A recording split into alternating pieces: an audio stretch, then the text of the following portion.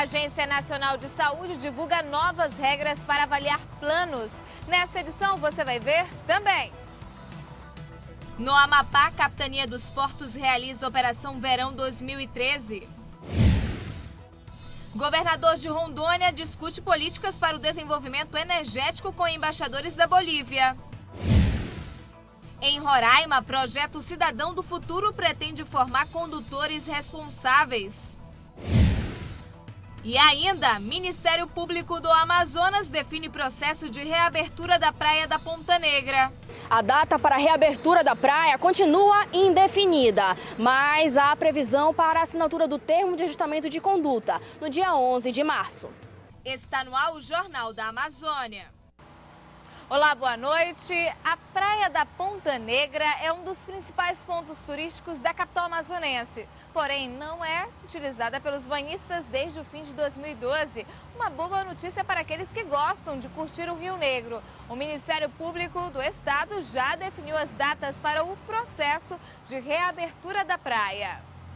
Mesmo com os 29 milhões de reais investidos na primeira etapa da obra, a Praia da Ponta Negra, na zona oeste de Manaus, não garantiu a segurança necessária aos banhistas e desde novembro do ano passado está interditada, após 16 mortes por afogamento. O Ministério Público do Estado foi quem requeriu o fechamento do balneário e desde então uma comissão especial do órgão promove reuniões para reajustar a situação da praia. Nesta quarta-feira, o Serviço Geológico do Brasil, CPRM, apresentou os resultados do segundo laudo técnico feito no local. O monitoramento ele pretende ver as modificações que esse aterro vai sofrer em função da erosão que o rio possa provocar nesse material. E, portanto, esse monitoramento é muito importante, pelo menos dentro de um ciclo hidrológico, ou seja, passado uma cheia, chegar no verão e iniciando a outra cheia. Para a reabertura da praia da Ponta Negra será assinado um termo de ajustamento de conduta, TAC, fundamentando algumas questões técnicas. Estabelecimento de uma cota de segurança ou não, mas já está certo de que haverá um monitoramento bimestral pelo CPRM para ver as condições do leito do rio. E, em segundo lugar, haverá também um monitoramento diário pelo Corpo de Bombeiros, de altura da água e das depressões do leito do rio, para poder afixar as boias de segurança para os banhistas. Durante a reunião, algumas datas foram definidas para o processo de reabertura da Praia da Ponta Negra. No dia 5 de março, haverá uma nova reunião para a redação final do TAC, o termo de ajustamento de conduta. No dia 8 de março, haverá uma simulação na Praia da Ponta Negra com todos os órgãos envolvidos no monitoramento.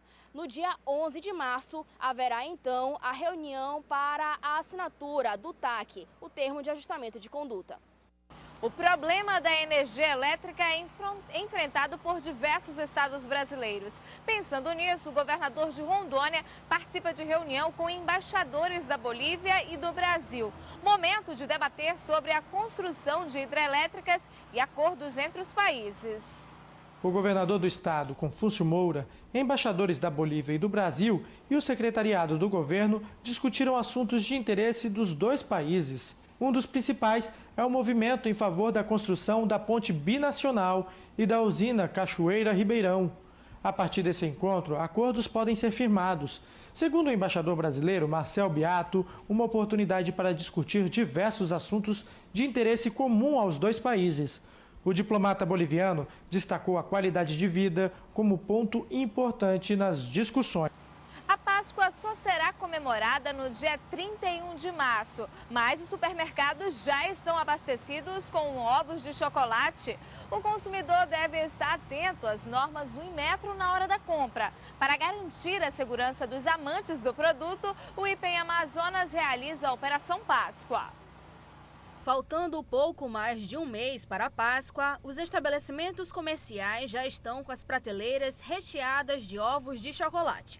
E o consumidor, adulto ou criança, não pensa duas vezes na hora de adquirir a tradicional guloseima. Mas para garantir que os ovos e os brindes, muitas vezes presentes nessas embalagens, sejam comercializados de acordo com as normas do Inmetro, o Instituto de Pesos e Medidas do Amazonas está realizando a Operação Páscoa. O ovo de Páscoa é um produto pré-medido, ou seja, o consumidor não acompanhou essa pesagem. Ele chega no comércio e já existe a informação da quantidade. Será que aquela quantidade é verdadeira?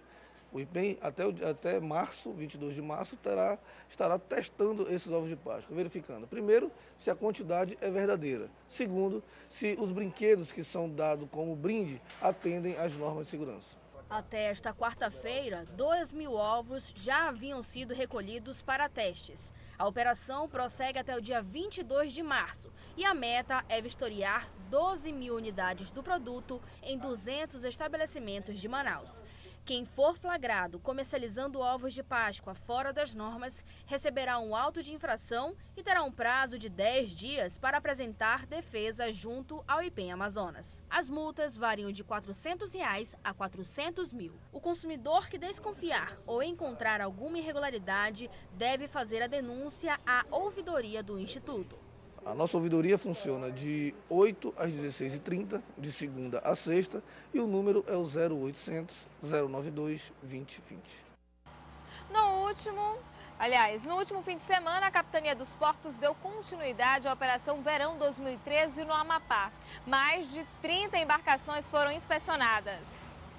37 embarcações foram abordadas pela Capitania dos Portos. Em 2 delas, os condutores estavam sem documento de habilitação.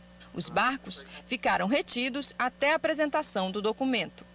São embarcações pequenas e não comprometeu a segurança das pessoas que fazem o transporte fluvial. Por causa da falta de esclarecimento, essas infrações são muito comuns em embarcações pequenas. A operação se concentrou no Porto do Grego, em Santana, e na orla do Santa Inês, em Macapá. A capitania também colocou uma equipe no município de Afuá.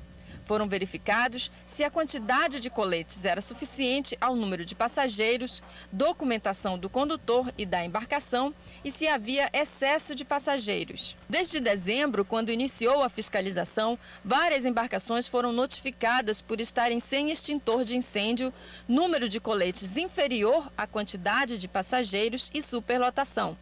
Segundo o comandante da Capitania dos Portos, houve redução no número de infrações. Isso é fruto da contribuição da própria população, que nos tem ajudado através do nosso Disque Denúncia, e também de uma maior conscientização dos comandantes das embarcações e dos tripulantes. Cidades do sul do Amazonas e de parte do Pará estão isoladas desde o último fim de semana. Parte da Transamazônica inundou com o aumento do rio Roosevelt. O trecho fica a 130 quilômetros de Apuí, no sul do estado.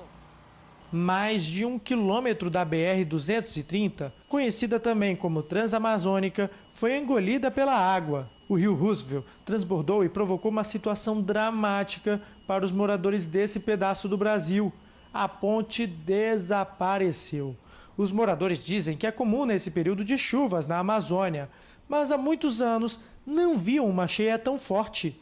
Em alguns pontos, a água está 2 metros acima da rodovia. Situação que deixou isolado o município de Apuí, com mais de 32 mil habitantes, comunidades locais e alguns municípios do Pará. Este ônibus vinha de Apuí. No fim de semana, a água já encobria a BR. Como medida de segurança, foi puxado por um trator, mas os dois tombaram. 20 pessoas que estavam no veículo foram resgatadas sem nenhum ferimento. O trator quase desapareceu. Para tentar diminuir o sufoco de quem depende da rodovia, estes moradores construíram uma balsa improvisada.